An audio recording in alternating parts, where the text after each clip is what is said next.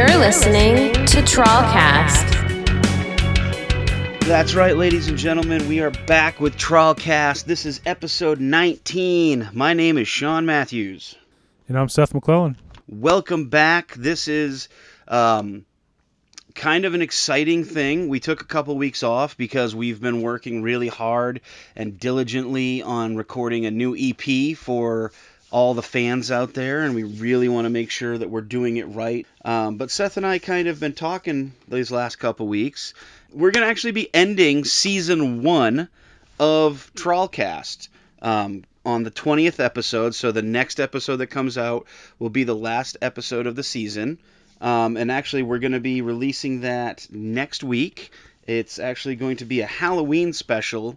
So we decided to give people a little bit of a break. We also were still working on this EP for the band. And realistically, after the Halloween season, things ramp up for our families and our personal lives. Yeah. And we don't want to take away from our families either.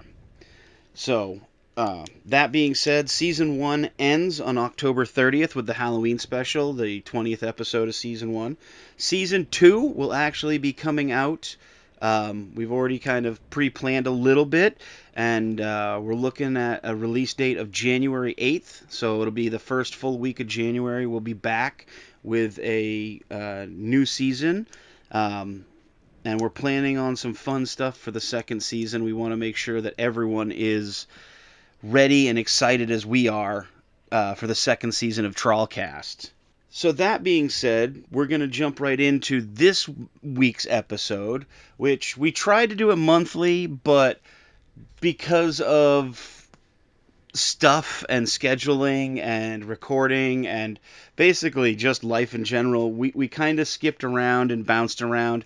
We're now doing it when we can. We wanted to do it monthly, like I said, but this is the Now Spinning episode 4.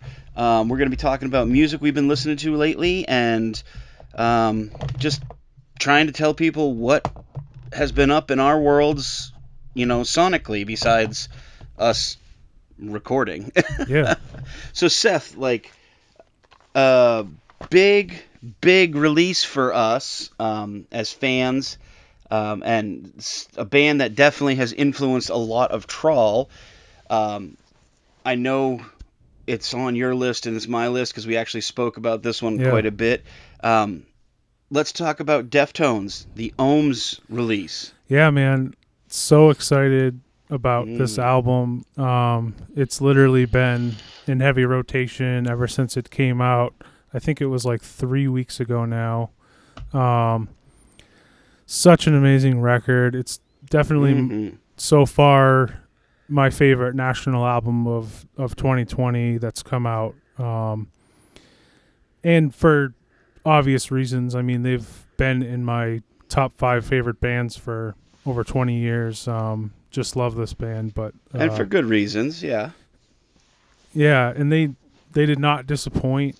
I actually think that this is their best work since I'm going to say Diamond Eyes, which was in 2010. Wow. So they came out with I think for me, this is my favorite album since that one.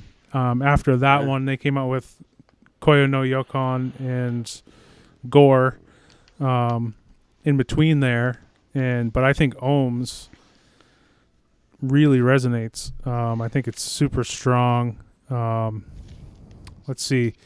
As far as favorite tracks so far, and it's hard because I really like it all. I mean, the whole CD has got to be definitely one of my favorite CDs. I agree with you there.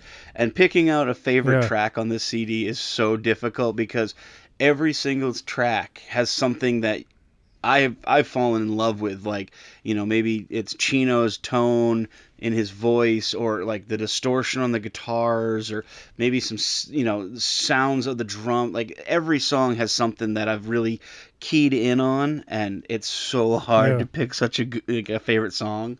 It really is. I mean, you're right. Like I could say good things about every track.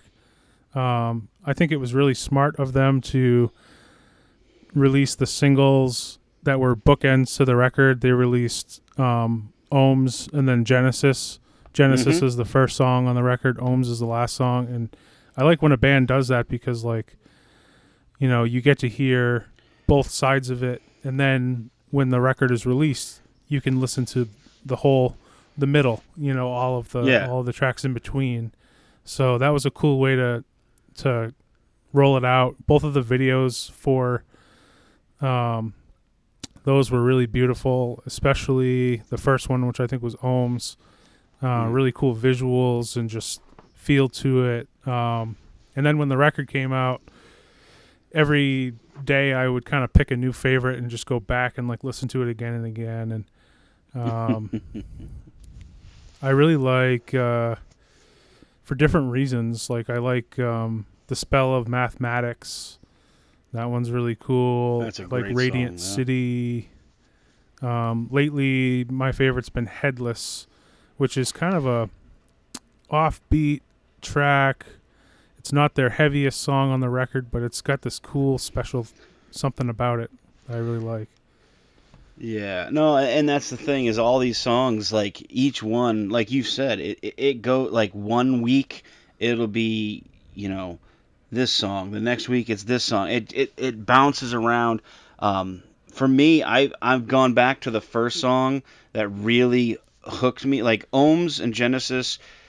I actually didn't see the video, so I'm actually going to do that after we're done recording. I'm going to go watch those because I listened to the audio through Spotify to just hear the songs. I didn't want to have any visuals be influencing my listening patterns.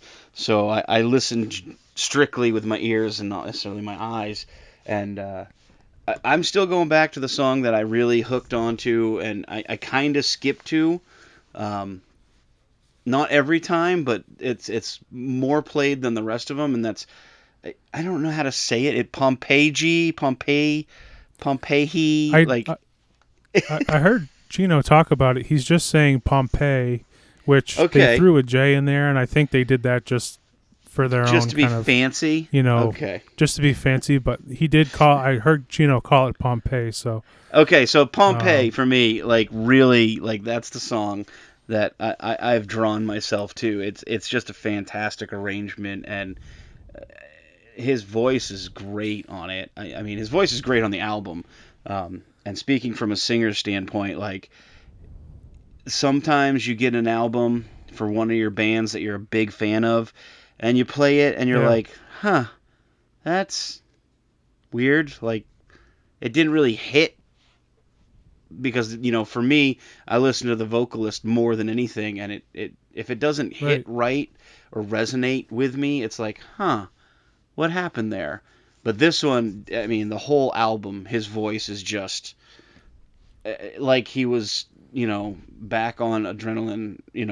It's just so strong and so beautiful and powerful. I love it. I love it so much. Yeah. There's so many, dynamics to his voice between the screaming and kind of the whispering.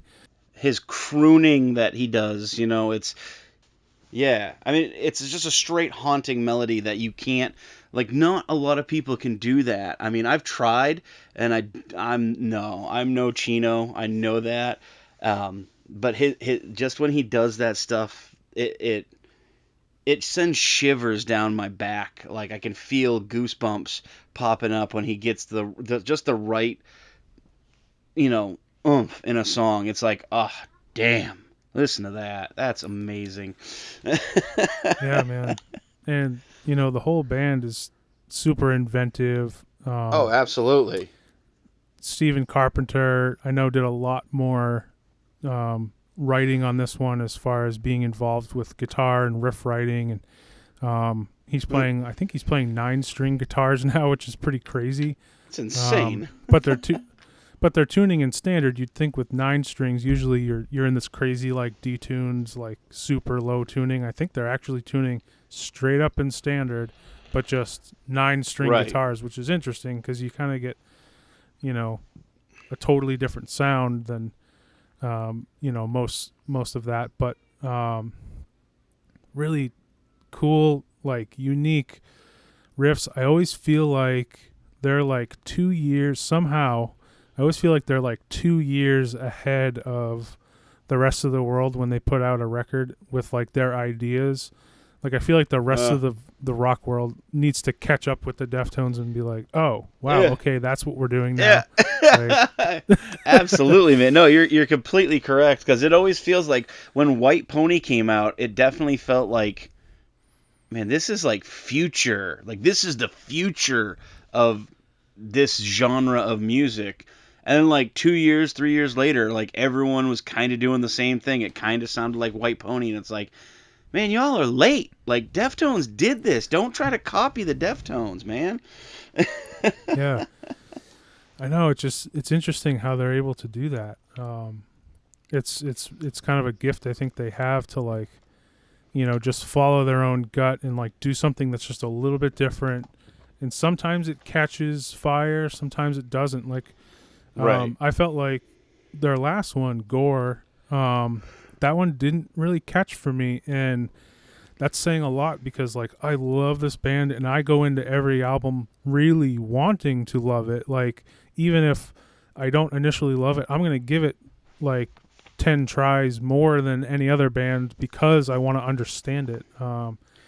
So sometimes it works, sometimes it doesn't, and that's just me. Like other people I'm sure love it, but like I think this is their 8th or 9th album, and like there isn't much of it that I don't absolutely love. Like I just love this band. Right.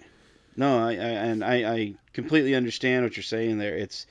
It's one of those bands that, I mean, I know a lot of people. It's funny. I know a lot of people that they started listening to the Deftones with Diamond Eyes, so they don't really know that progression. Like Diamond Eyes was kind of like, there they are. There's the Deftones, and people are like, oh my god. And it's like, you didn't even see the years of progression up to Diamond Eyes.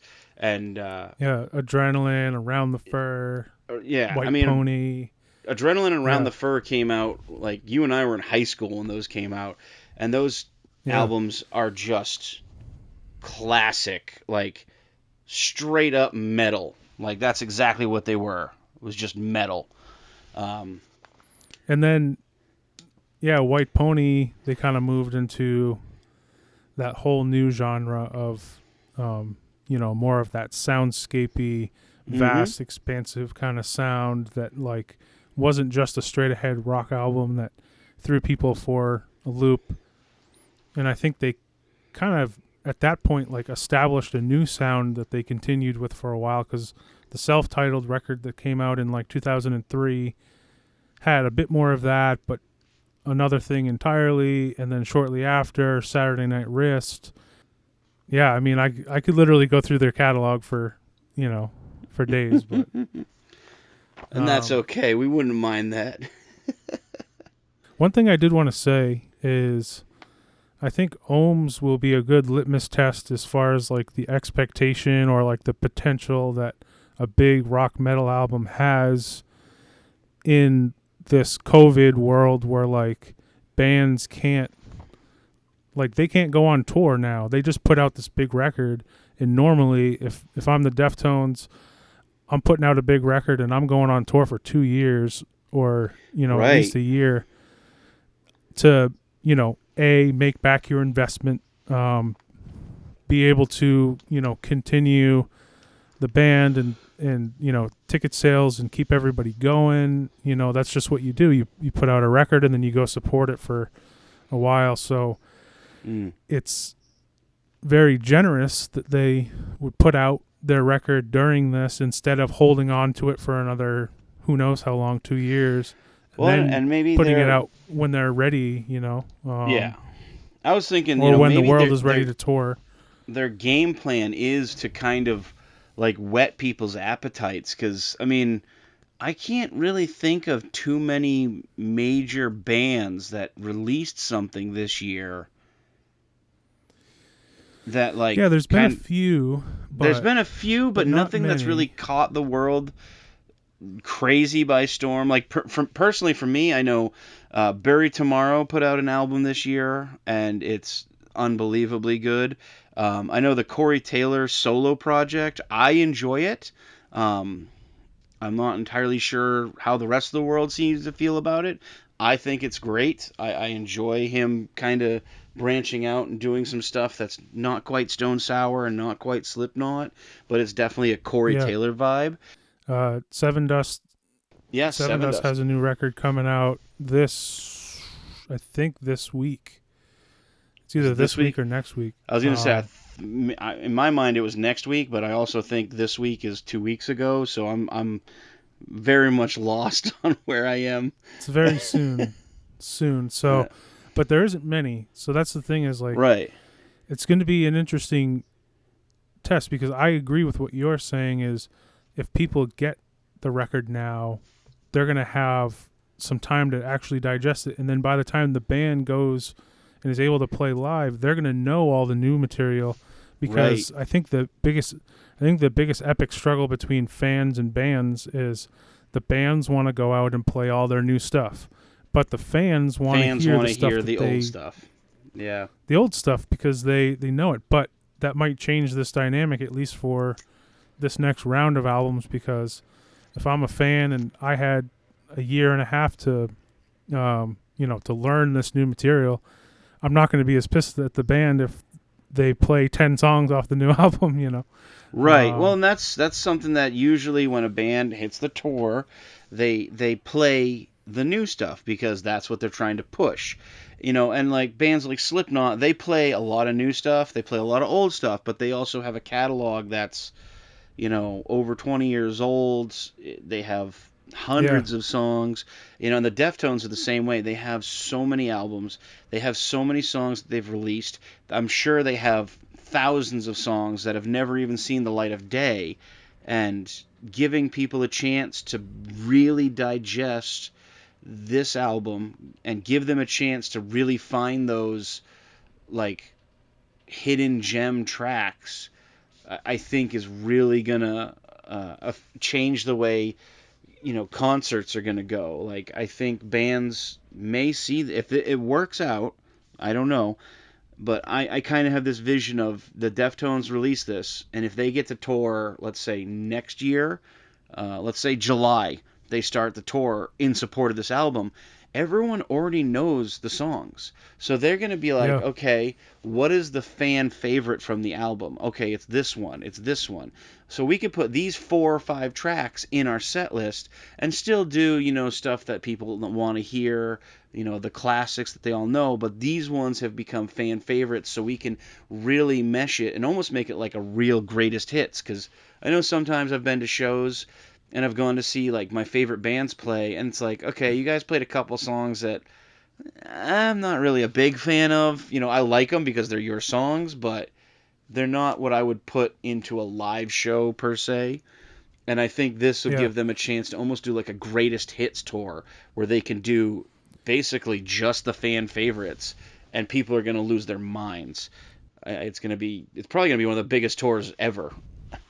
When I saw them on Diamond Eyes at Hampton Beach Casino Ballroom, it was an amazing set list. Diamond Eyes was brand new, so they probably played 4 or 5 songs from that album, but they literally played at least 2 songs from every single album. All the stuff that people wanted to hear. I feel like everyone left like getting satisfied, more songs than, they played easily 20 songs, like, at the intensity that they play, which I don't even think insane. About that. Like, I don't even want to think about that. I was like blown away. So I know that when they do come back, it's going to be awesome. What's up, my friends? This is Vinny from Donella Drive, and you are listening to TrawlCast. Everything is gone in your hometown. You're alone now. It's a ghost town.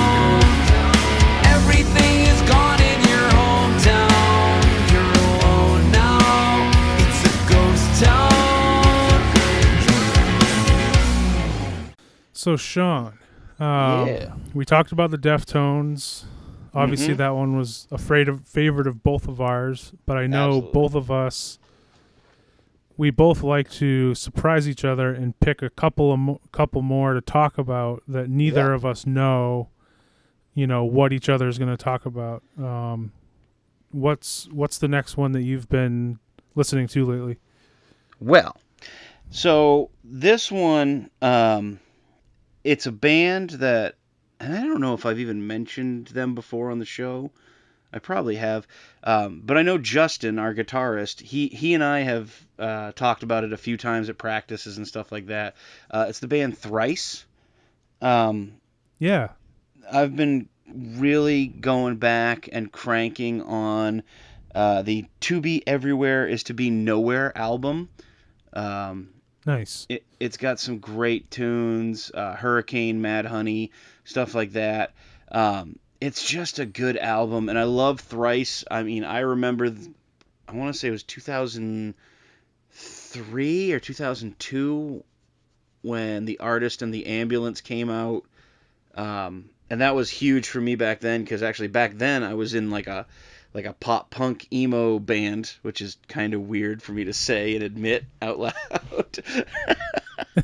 It's all good, man. But that album was huge back then, and the To Be Everywhere Is to Be Nowhere album is kind of like, you can see the progression from then, and you can hear all the albums leading up to this one. Like, they've matured musically, and like, yeah, the vocalist, that's what I was gonna say. Yeah, he really just found his niche, and the songs are just very well organized and written to, it just works so well. So that's kind of what I mean. Yeah. I don't have much to say on it, because I basically just, that's one of those bands that I can put on an album and I almost forget about everything as I'm listening to the album. Like, I'm not super worried about any financial issues I may or may not be having. If I'm having a bad day at work, I put that on and I forget that I'm having a bad day. Like, Thrice can just take me out of my headspace and make me essentially just enjoy music again, because the way they write their songs and the tones of everything just really resonate with my brainwaves and just kind of almost give me that breath of fresh air kind of feeling. I don't know if that makes sense. That's really cool, man. No, it does, for sure. I'll be honest, I kind of started listening to them with this album because I wasn't really exposed to their earlier stuff, the more pop-punky kind of, stuff that they had back in the day. And I heard Black Honey and saw that video. And I was like, these guys are fantastic. Like, I don't know why I never really paid much attention to them. And then I started listening to a couple other things and I went, oh, like, the older stuff is much different, but also good in its own respect. Right. And then I think it was 2018 they came out with Palms. Yep. I started listening to that one, and there was even a second EP that came with Palms. It was like 5 more songs, and there was a song on it called Better Bridge that I really liked, and I got it stuck on a playlist. And when you add something to favorites and it's on a playlist and it just, for whatever reason, it just comes up all the time. Like, I listened to that song a cajillion times. Better Bridge. It's such a cool song. So yeah, I definitely gaining an appreciation for them. But the old school fans would probably be like, who's this kid think he is? Because I know that there's a lot more about them that I should know as a fan, but that's what's kind of cool. Like, that's what we were talking about with the Deftones. Like, some people started with Diamond Eyes, and that's okay. Like, it's fine. Yeah. I mean, and again, some of their earlier stuff, like The Illusion of Safety, that album, it may not be for everyone. I know a lot of people started to really pick up on Thrice when they came out with, I always mispronounce this, so I'm gonna fucking butcher it. Vahaisu. that album, I want to say that was like 2005 or 2006. But that album, a lot of people that I mean, I remember back then, a lot of people were like, "Have you heard of this band Thrice?" And I'm like, "Yeah." And they're like, "Oh man, this Vaisu album." And I'm like, "Yeah, it's a great album." I was like, "No, I've been listening to them for years." And they're like, "No, man, this is their first album." I'm like, "No, it's not. You're missing like 4 or 5 years of this band being a band. Like, you need to hit up The Artist in the Ambulance, The Illusion of Safety." I'm trying to remember what the name of the first album is. It came out like 2001 or 2002, something to that effect. And I can't think of it off the top of my head, but like they have some great albums. I know Anthology's a good, mix of stuff. I'm seeing Identity Crisis. There you go. It looks like that might have been their first one. Yeah. Yep. Yeah, that's definitely it. And I'm totally looking that up. I don't know that off the top of my head. So. No, that's cool, man. I would try to, but my computer and my phone, if I start doing anything, I start getting like technologically like hampered with shit, and I'm like, no. So I'm trying to go off the top of my head with a lot of this stuff, but like, getting back to it, like, yeah, Thrice, they've put out a bunch of albums. And honestly, like, To Be Everywhere is to Be Nowhere. It like right off the bat, when you get into the album, Hurricane is just such a great song. And it picks up, like, Blood on the Sand is the second or third track. But it really picks up, like, you can feel the tempo kick in, and then it just keeps going throughout it. And I said Mad Honey, you were right, it's Black Honey. That song that was one of the ones that was right on the radio. Like, it was one of their bigger hits at the time. Yeah. I think it was the first single off the album. And I remember somebody at the time was like, "Oh man, you hear this friggin' Seether knockoff band?" I'm like, "You shut your fucking whore mouth. Don't you ever disrespect Thrice. Yes, he has kind of a similar rasp in his voice, but don't you ever say Thrice." Yeah, but that's not a fair... Yeah. Yeah, I was going to say, that's not a fair stretch. Like, well, and there are a lot of Seether copy band, but like, Thrice is not one of them.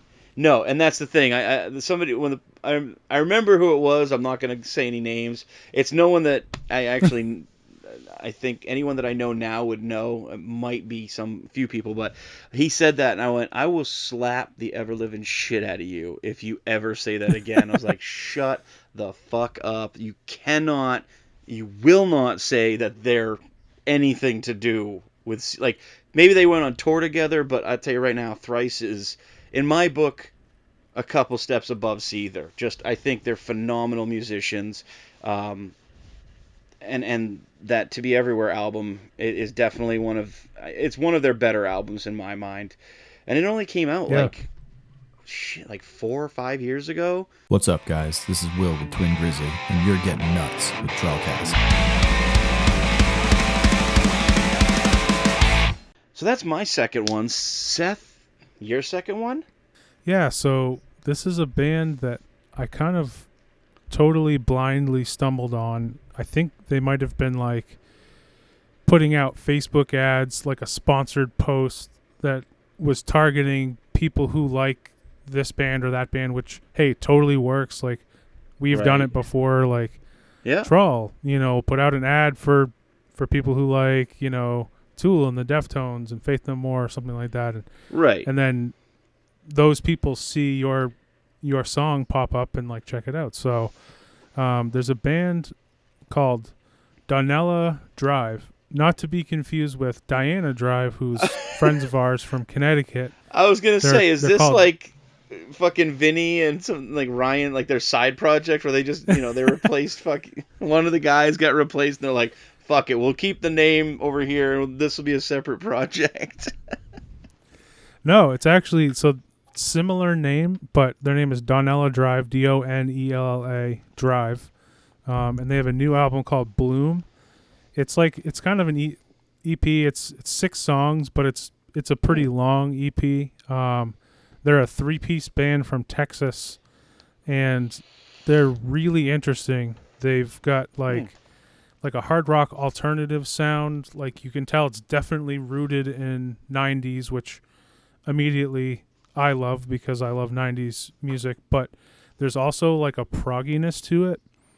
And then you just when you think, you're like, okay, it's got like the hard rock alternative, touch of prog, so you're like thinking of some of the bands that you know like that, but then all of a sudden they hit you with like a funky side with like some super slap bassy tracks. They have a couple instrumental tracks, and they kind of range from, you know, your really like well constructed banger single type of song all the way to like a 4 or 5 minute like instrumental track that has like slap bass and is just kind of doing its own thing, and it's kind of proggy. 2 songs, if you're checking it out, again, Donella Drive, the album is Bloom, and the first track is called Origami. It's really cool. And that will give you a sense of like the more hard rock alternative, proggy, but like still something that you could hear on the radio. And then if you listen to Danky Kang, which is like the 4th or 5th track, totally 180, you know, slap bass intro, no vocals, just totally like jamming out. I actually sent this album to Justin the other day, and I was like, hey, check these guys out. I can't remember what he said they sounded like to him. I'll have to pull it up on my text. Oh, yeah, he said, it sounds like Glassjaw meets Incubus, which I thought was kind of a fair assessment, but they've also got like some other stuff in there that like I don't even know how you would categorize, but really inventive band for they're not like big or anything. They've got like 3,500 likes on Facebook. They're probably like kind of one step above, maybe been around for a few years longer than Trawl, like, but they seem to be local to their area. And they're just killing it. So I definitely want to look these guys up and see if I can start a conversation with them and just kind of like, absolutely, you know, pass some tracks back and forth and just like become friends with them, because they're seem like, you know, cool dudes, and they're making some kick-ass music. So yeah, absolutely, man, that's great. And then I'm a big fan of Glassjaw, so I'm gonna have to look this up and see if I can partake in the frolics in this. Yeah, because it's actually funny, because a lot of times people don't realize this, and I don't know if we've mentioned this before, but usually, I don't know if you do this, Seth, but usually when we do these now spinnings, if there's a band that one of us hasn't heard of, or like you really haven't had a big dive into Thrice, and I'm sure like you know, at least from my point of view, I definitely take notes while we do episodes. People can probably hear me clicking my pen while we're recording. yeah, me too. But I take notes, and I'll go and find like this, you know, album and listen to it, and I definitely try to, you know, get into something new, because not all the time do you get to be introduced to new things. There's a lot of stuff out there, and people don't realize it. So you got to open your eyes and be ready for anything. Be excited for it. Yeah.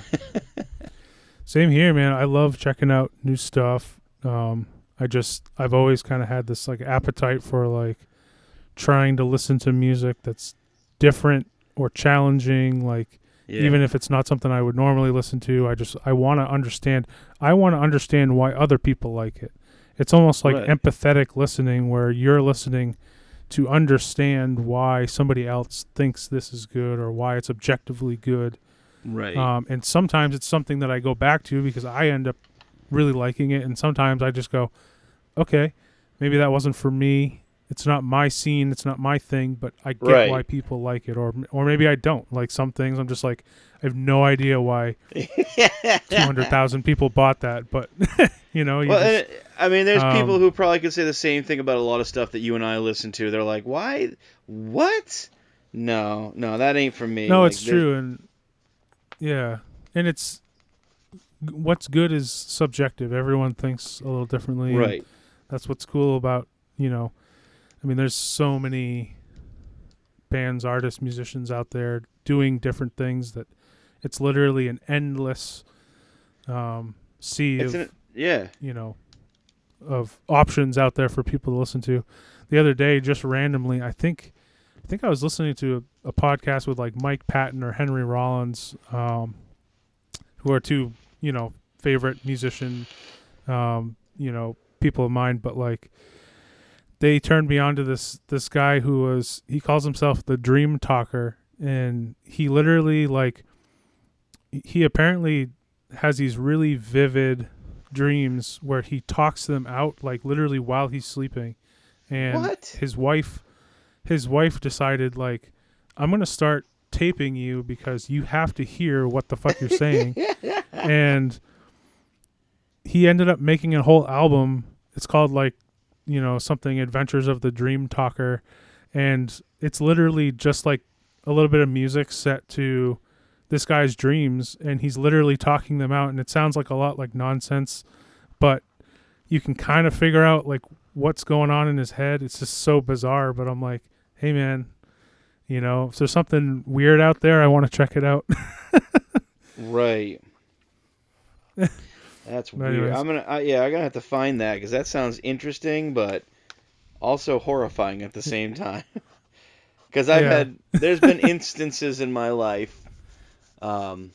She's gonna kill me when she hears this, but my lady Kara, there's been instances where I've been laying in bed and I'll wake up or something because I'll hear a noise or something and wake up, and then she's talking and having conversations about cute animals or something, and it's what the fuck is going on? And I'm like, please stop, go to bed, please, I love you, stop, you're scaring me. That's hilarious. All right. This is Craig G from Thems That Wait, and you're listening to TrawlCast with Sean and Seth. Let's take a bite out of rock. Oh yeah. So we've talked about the second album. We talked Deftones. We both listened to Deftones.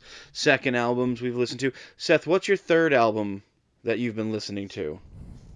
I actually recently I'm friends with Walt Craven online on Facebook, and I saw recently that he put the Gouds Thumb album out on Spotify, and as well as the 6 Gig albums, which if you guys are local domain and you're familiar with the hard rock scene from the 90s, these names, Gouds Thumb, 6 Gig, especially 6 Gig. 6 Gig was played at the Super Bowl, man. I remember that. I have a VHS tape somewhere of that being played, at the Super Bowl. Yeah, I remember. I think it was I want to say it was the Atlanta Falcons. Somebody on that team was a huge fan and loved Hit the Ground, and they blew it up. They wanted to hear that while they were warming up for the Super Bowl, which was amazing. I think that was unbelievable, really cool man. Unbelievable. Yeah. And so I remember that. So I remember, that must have been 98, 99. That was right when I was in high school. That was perfect timing for me because I had Tin Can Experiment in high school. I was listening to CYY. I would hear, Hit the Ground and a couple of those other cuts. And that was probably one of the first local records I ever owned because it hit right at the right time. I actually wasn't, at that time, probably going to many local shows. I don't remember seeing them in those days. Because I don't either. But I mean, most of my local shows were basically high school shows. That was me and my friends, and I knew literally everybody there. So it wasn't it was basically study hall, except we were able to mosh and cause trouble for a few hours. Well, that was the thing. So we're both kind of right on the cusp of that really awesome 90s scene that happened in Portland, where those are kind of our big brother bands where we ended up knowing a lot of those guys, from a little bit later on when we were catching up to, the scene that had happened just before we hit the scene and we started playing music locally. Right. So like a lot of those guys ended up becoming like kind of our big brothers, you know, to look up to be like, wow, like look at what you can do with local music. And so Gouds Thumb, that album came out in 1996. So that was a few years before even that first record that Walt Craven had put out. And I had to look up the other members of that band because I honestly didn't know.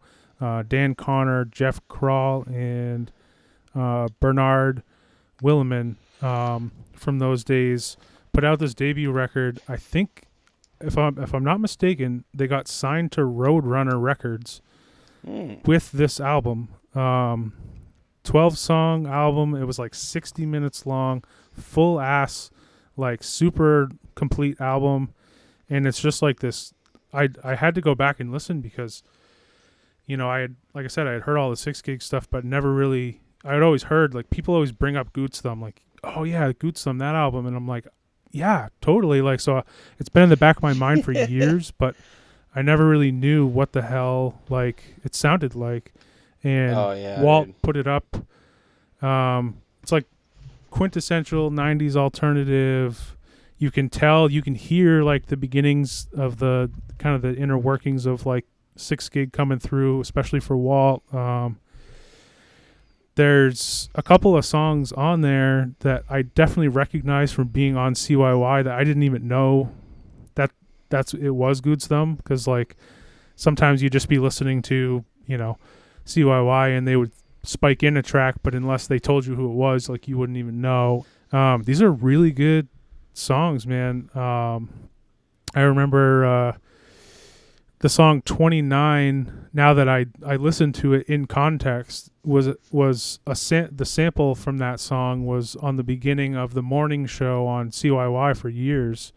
Yeah. Because they had all the Zodiac references, and he says Cancer Moon 29, that whole thing. Yep. And then there's a song called Beautiful Local, which I recognize now because Mark Curto, our buddy Mark Curto from CYY, put out, when he had his record label, he put out an album called Beautiful Locals. So I think that's where the reference came from, where local bands covered other local bands. Really cool idea. And like, I think it was either Rustic or Paranoid Social Club covered 6 Gigs Hit the Ground. Like, somebody covered Twisted Roots. Like, I remember the band. I think it was the band, and this was back when I was roadieing for them. I'm pretty sure the band Thrust 13 did a cover of Rustic Overtones. Yeah, they did. I want to say it was Combustible. They did, Combustible, yeah. Yeah. So like, I think Twisted Roots covered another band. I think like King Medfist was on there. There was like a bunch of mashups that were, you know, really, cross genre. Some of the stuff. It was an amazing, really cool local masterpiece in my mind. Like when that came out, that was big because you never really heard those songs done by anyone but the bands who did them, and especially like 94.3 CYY, like that was kind of like the big radio station for all like alternative, you know, grunge, rock, you know, that time frame. But then they were huge supporters of the local scene. Like we have a lot of classic rock radio stations, and like now we have like hard rock radio stations, but CYY still seems to be one of the more predominant that's very much about the local scene, and they still have local bands in regular rotation all the time. And which is awesome. And so like for me, this was a kind of a glimpse back into those days where like just even a little bit before my full and complete awareness of the local scene, like this was happening, and it made me realize that like, you know, more bands like that, more legacy bands should post their old work to, you know, post their old albums to Spotify and to the digital channels, because I think what happened is if you were around in those days You went to their shows, you got the CD. If you still have that CD, it's probably super scratched. A lot of people, probably lost theirs years ago. And if you never released it again, which most bands after that band broke up, like, why spend the money to go and then release it on CD again? Because that's going to cost somebody thousands of dollars to go do. But streaming has made it so it costs very little to post your stuff online and start making streaming royalties, albeit not very great money, but like it's more for, to me, like carrying on the legacy. Like, I would have never probably heard this album otherwise, and like it would be awesome to hear or to see more, bands from that era and even before that era, like put your stuff on Spotify, like carry on the legacy. Let the next generation of people hear that stuff and be inspired by it. Because I feel like, a legacy is as strong as the people remember, and if you kind of reinvigorate the memory of something that was awesome, to me it's relevant again, because it brings up the whole conversation of musical relevance being tied to how old it is or how new it is. And in my mind, like, relevance is relative to who's listening. So if I'm listening to this album from 1996 but it inspires me, and like, I'm a firm believer that, like, music can live forever, way beyond the musicians themselves. And like, I just want to see more bands that have worthy work. Like, this stuff forever was not available. Like, I want more of that stuff to be available. Even if somebody doesn't think, like, nobody wants to hear this old stuff, dude, put it out there. It's so somebody cheap will now. want to listen to that old stuff. Yeah. Yeah, and then, tell the story. I'm pretty sure I still have my copy of 6 Gig somewhere over there. Like, I think I do too. I would put money that I still have it, because it was one of those things, like when I was in high school, they hit it big. Like, they were from Maine, they got a record label to actually give them a chance, and they went huge. And, Yeah, there's been a few examples over the years, and it's cool because, like, it let us know, like, it's possible. It's very possible. Right. Yeah, absolutely. It's just good songs resonate. People will listen if the songs are that good. I feel like they won't go unnoticed. I know that a lot of people say, oh, well, some of the world's best stuff just goes unnoticed. If it's really, really good, it will become viral. If anything, the internet has shown us is if something is really good or really clever or really funny or really horrible, people are going to talk about it and they're going to spread it. Yeah. So it's a testament to,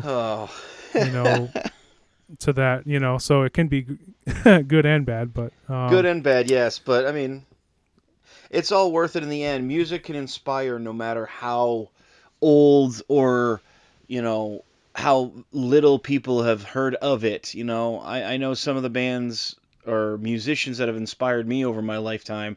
There are people who probably never even heard. They may have heard 1 or 2 songs, but didn't know it was that artist. Yeah. So you can't ever discount music, even if it's something, 10, 15, 20, 30 years old. It still may be super relevant to somebody now, and it may resonate and blossom a new love, and maybe the next great friggin' singer or guitarist or drummer is just waiting for that one song that maybe it's a local band like Gouds Thumb or 6 Gig. They release some old stuff and that it hits that guy, and then, you know what, I'm going back to playing drums, I'm going to go take those vocal lessons again or whatever, and it may inspire somebody who someday become even bigger than they could have ever imagined. This is Ian from Division North, and you're tuned in to Good Cop, Bad Cop on TrawlCast. Mirror to mirror, the one who looks at you looks through the disguise. You have one more, don't you? I do. And Okay, mine sorry, is no, that's good. I man. rambled a bit. I'm So, okay with Sean, it, man. what was the last one that you had? So my last thing is not an album. It is a playlist. And the only reason I bring this up is because it does have some things, like I just mentioned. Some of my influences are on this. And it also, I know this playlist influenced me when we started to write our song Ghost Pepper Cantina on how to, not perform, but to create this story that Ghost Pepper Cantina is about a bar in the underworld. And it's basically, it kind of gets updated every year. It's never just this, it's named this and a story, because every year it changes, but it's the same principle. Right now it's called Halloween Playlist 2020. It's by Filter US, Filter US. And it's just Halloween songs. And it seems weird, but it's got stuff like every Halloween playlist since I can remember is going to have Thriller by Michael Jackson. It's a classic song. Yeah, absolutely. It's a great video. It's one of the best music videos ever produced. But you got to Seriously, have that so song good. on there. Another thing that it has on there, and pretty much every damn playlist that's for Halloween has Monster Mash by Boris Pickett. I was gonna say you gotta have Monster Mash. You gotta have Monster Mash. Although, if you think about it, and I've said this before to a bunch of people, Monster Mash isn't a song about Monster Mash. It's a song describing people, monsters doing the Monster Mash, but you don't actually know what the Monster Mash is. Does that make sense? It's kind of like a cruel joke. It's kind of like Tenacious D's tribute, where they said that this is a tribute to the greatest song in the world. It itself is not the greatest song, but it's a tribute to the song. Yeah, and that's literally what Monster Mash is. It's not actually the song or the dance or anything like that. It's just describing like monsters doing the mash, and you don't know what it's about. But there's that. I know there's like this year's playlist has some stuff that I'm not really a big fan of. It's got Kesha on here. Yeah. But it does have stuff like Maneater by Hall & Oates. That's a good one. That's a sneaky one, because you're like, you don't immediately think, but then you're like, I see what you did there. Yeah. And it's just good stuff that I've always enjoyed. But it's one of those playlists that when Halloween comes, like basically mid-September for me, I start listening to this playlist, because every year they add some new stuff in, they take some stuff out, and between the Monster Mash and I Put a Spell on You by Screamin' Jay Hawkins, and then yes, I love that song. That's one of my favorites. Yeah, it's absolutely just amazing. And then Dead Man's Party by Oingo Boingo. That's another one of my favorites. I love that song. It's on the playlist every year. And actually, Oingo Boingo has Weird Science on this playlist this year, too. So that's really cool. Nice. Oingo Boingo has a lot of songs that you could put in that category. They've got some very strange stuff, which is awesome. I love that stuff. Like, Danny Elfman is a genius. He was fucking insane, man. I love him. I love him to death.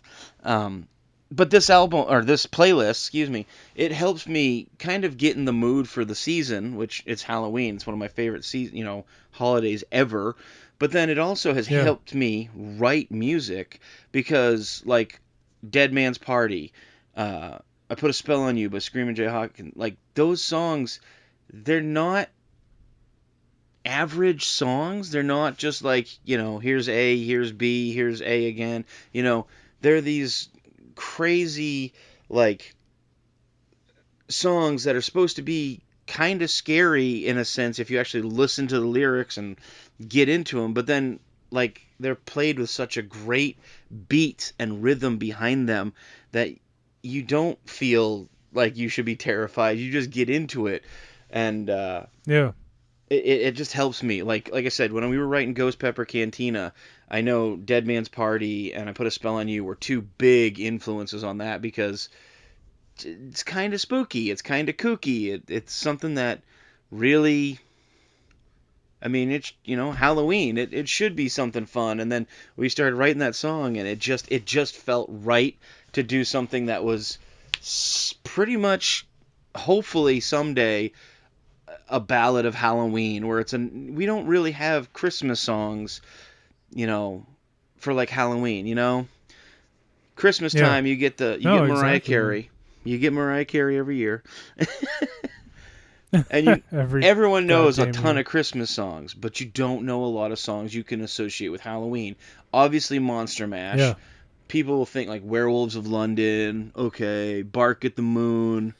It's a lot of like, I think people try hard to associate. They're like, well, this isn't really a Halloween song, but right. It's close enough. Like we're gonna make it. Yeah. Yeah. There isn't a lot of songs specifically written for Halloween, other than like I'm thinking of like the Nightmare Before Christmas soundtrack songs. There's a lot of great ones on there. And that's again Danny Elfman. Again, Danny Elfman being amazing. Son of a bitch. But that's really cool, man. There's stuff like I've actually pulled it up, and it's got some great things like the Halloween theme from the movies. Halloween, John Carpenter. It has that on there, which if you watch the movies, that like that playing in your car. Like, I don't know how many times I've had that blasting in my car, and I pull up to a stoplight, and I'm just listening to it like, yeah, this is a great movie. And I turn and look, and there's just a horrified, like, granny sitting next to me. Like, she hears that, and she's like, oh, my God. Like, clutches her pearls, and I'm like, oh, no, sorry. Like, turned down. It's good, it's good. I know the Munsters theme song and, like, the Addams Family theme songs on here. Oh, yeah, those are good. And there's just so many fun things that, I mean, if you get a chance, it's on Spotify. It's literally called Halloween Playlist 2020. The company who put it out is Filter US, FILTR. There's no E in Filter, US. It's a great time, especially if you're somebody who's maybe throwing a Halloween party and you want to, put some music on that's not necessarily like this one thing. Like, you can literally put this on and stuff's just going to play. It's fun. And it inspires me because I'm weird. That's awesome. So this is Matt Heath. I hope you enjoyed this episode of the TrawlCast. You can catch my boys Seth and Sean on a regular weekly basis when they can put these up. And don't forget, once this whole plague is over and we're all back out playing shows and doing things and not taking things for granted, just remember to support local and just be excellent to each other. So that's it, ladies and gentlemen. That is Now Spinning number 4. Thank you all for tuning in. We do want to remind you that next week we're having episode 20, the Halloween special, or the Trawloween special. I don't know what we'll call it quite yet. But it's also the end of season 1 for TrawlCast. So please tune in. We love every single one of you, and we thank you all for giving us an amazing 20 episodes this season. We will be back for season 2 in January. On January 8th, I believe the episode will be released, so be prepared. If you do have any questions, comments, or concerns, you can send them to us, and we'll have them and maybe prepare for future, the future season coming up. We will be back on the feed here and there. Just pop it in to say hi and make sure everyone's aware of maybe some updates when it comes to Trawl. I know Seth and I have been talking about, maybe popping in for Thanksgiving and Christmas just to say, happy holidays or whatever. And again, we plan on trying to jump into the feed here and there to just say hi and maybe give some quick updates. There'll probably be short little, like maybe 5 to 10 minute blurbs about, hey, this is what's going on. Make sure you look out for the new Trawl EP, or hey, we just released sweatshirts in time for, I don't know. We haven't figured it out yet, but we'll figure it out when the time comes. We'll figure it out. Yeah, we'll figure it out. It's not going to be that bad. But next week, next Friday, will be the Halloween special, episode 20 of season 1, the end of season 1. Tune in, find out some of our favorite Halloween candies, maybe one of our favorite costumes we've ever done, maybe just our favorite Halloween movies. You have to tune in to find out. You know, you never know what the answers could be. But on that note, thank you all for tuning into TrawlCast. If you like what you hear, we are available on Anchor, Apple Podcasts, Breaker, Google Podcast, Outcast, Pocket Cast, Radio Public, Spotify, and many, many others. So hit that subscribe button. As soon as a new episode drops, they will be there, ready and waiting for you to hit play.